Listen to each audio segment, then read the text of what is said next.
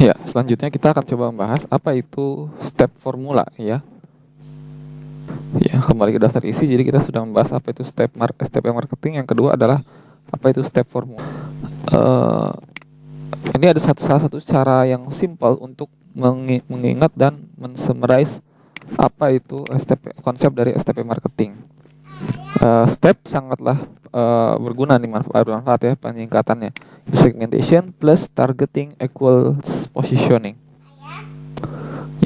Formula ini mengilustrasikan bahwa setiap segmen membutuhkan positioning yang diatur gitu ya, yang disusun, dan marketing mix yang disusun juga untuk memastikan suksesnya. Nah, maka kita coba lihat lebih dalam apa saja nih dari setiap 3 tahap ini dalam STP marketing model. Yang pertama adalah segmentation. Jadi tahap pertama dari STP marketing adalah melakukan segmentasi. Tujuan dari tahapan ini adalah menciptakan beberapa customer segment berdasarkan data-data atau kriteria yang kita bangun. Ada 4 tipe audience segmentation, yaitu adalah pertama geographic segmentation. Jadi kita membagi audience kita terhadap country, region, state, province, misalnya berdasarkan provinsi, daerah, state, provinsi, kota. Ya, jadi misalnya bisa jadi kita hanya memilih customer di daerah Bandung atau hanya daerah Jakarta misalnya. Kemudian demographic segmentation, membagi berdasarkan umur, gender, level pendidikan, pekerjaan, gender, dan lain-lain seperti itu. Kemudian behavior segmentation, kita hanya berdasarkan bagaimana cara mereka berinteraksi terhadap bisnis kita. Misalnya apa yang mereka beli, how often they buy, seberapa sering mereka beli, apa yang mereka browsing, begitu. Kemudian, tapi pendapat saya pribadi, behavioral juga bisa dilihat apakah mereka punya handphone tidak, apakah mereka mungkin punya mobil tidak, bisa jadi seperti itu ya. Bisa jadi kita mensegmentasi berdasarkan, saya menarget orang-orang yang ada di Bandung yang perilakunya membeli mobil, yang punya mobil. Kenapa? Karena saya jualan ban mobil. Tentu saya tidak mungkin jualan ban mobil kepada orang yang punyanya cuma motor, misalnya begitu. Kemudian psychographic segmentation, berdasarkan lifestyle, hobbies, activities, ya, opini dan lain-lain. Misalnya saya mau menjual produk saya kepada para pendukung partai ini. Ya, ini adalah tadi demographic, psychographic, geographic, dan behavioral segmentation. Itu yang pertama. Yang kemudian yang kedua adalah targeting. Tahap kedua adalah targeting. Maka tahap tujuan dari tahap kedua ini adalah kita melihat segmen yang sudah kita lakukan, segmentasi yang sudah kita lakukan, dan menentukan segmen mana yang mau kita fokuskan ya, dan desired conversion yang paling kita harapkan. Okay, depending on your marketing campaign, those can range from product sales to micro conversion like email sign up. Misalnya tadi konversi di sini maknanya ya bisa jadi akhirnya dia mau nggak sign up ke website kita, atau mereka mau menjadi pelanggan, seperti itu ya kurang lebih. Your ideal segment is one the actively growing, has highly profitability. Nah, segmen yang ideal yang mana nih? Yang makan terus tumbuh begitu ya, profitabilitasnya tinggi, dan juga biayanya rendah untuk melakukan acquisition. Ya, berdasarkan ukuran, ya, kita bisa melihat ukuran segmen kita itu cukup besar tidak ya? Ya, untuk future growth potential, profitability, kita mengconsider apakah segmen kita mau mengeluarkan uang yang cukup untuk produk dan jasa kita. Kemudian kita bisa menghitung juga, nanti ada istilah lifetime value dari customer kita untuk setiap segmen, dan begini kita bandingkan. Kemudian kita lihat reachability ya, mudah atau tidak nih kita untuk menggapai segmen tersebut dengan effort atau marketing effort yang kita miliki. Dan kita bisa mempertimbangkan CAC atau istilahnya adalah customer acquisition cost untuk setiap segmen.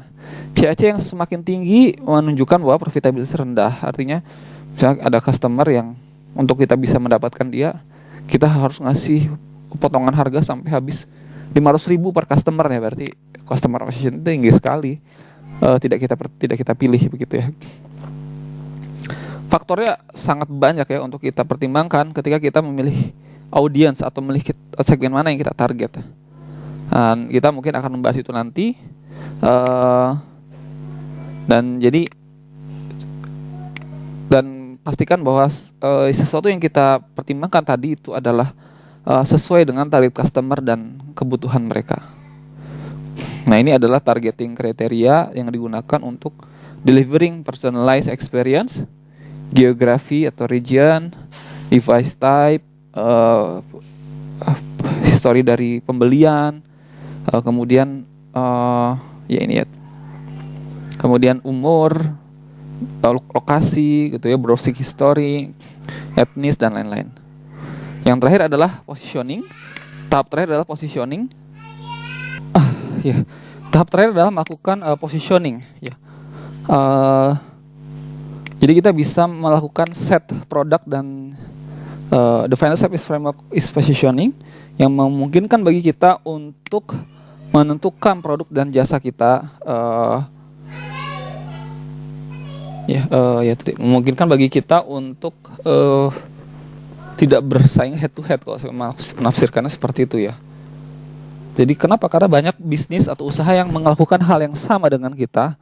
Dengan kita harus mengetahui apa yang membuat kita unggul, posisi, bagaimana kita menentukan posisi kita sehingga kita unggul, kita berbeda. Jadi ini adalah semua faktor, all different factors yang kita pertimbangkan,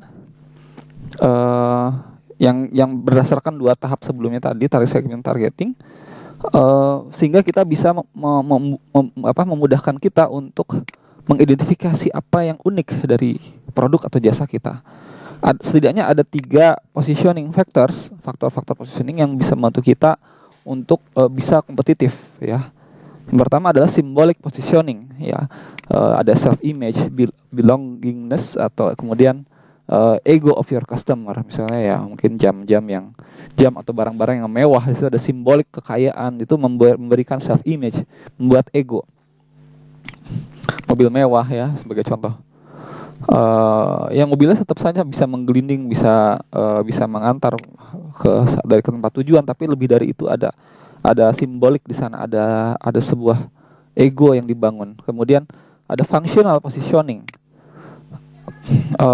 Ini menyelesaikan customers problem dan menyediakan benefits yang genuine yang tidak disediakan oleh orang lain ya. Jadi sangat solutif. Misal contoh apa ya, produk Flip ya, kalau sekarang orang ingin transfer, biaya transfer mahal, Flip menyelesaikan itu salah satu positioning dia yang menarik. Kemudian experiential positioning, fokus terhadap emotional connection ya, antara koneksi emosional antara customer dengan brand kita begitu ya. Ada sebuah pengalaman emosional yang dibangun. Contohnya mungkin adalah makanan tradisional ya, itu ada emosi di sana, ada ingatan masa kecil yang dibangun ya, sehingga orang digoda untuk terus membeli. The most successful product positioning is a combination of all 3 factors. Jadi ini kombinasi dari 3 faktor tadi. Salah satu caranya adalah menggunakan perceptual mapping ya untuk industri kita, dan kita fokus apa yang penting untuk target customer kita, dan melihat melihat di mana posisi kita, di mana posisi kompetitor kita dalam peta ini. Oke, ini contohnya kalau kita lihat ya, sedikit di zoom out. Nah, ini contohnya ya, ada yang ada high quality, ada yang high price. Kalau H&M di sini ya high quality high price, Massimo Dutti juga di sini. Ada yang low price low quality, Tesco, Primark, New Look. Ada yang low quality high price, Burton.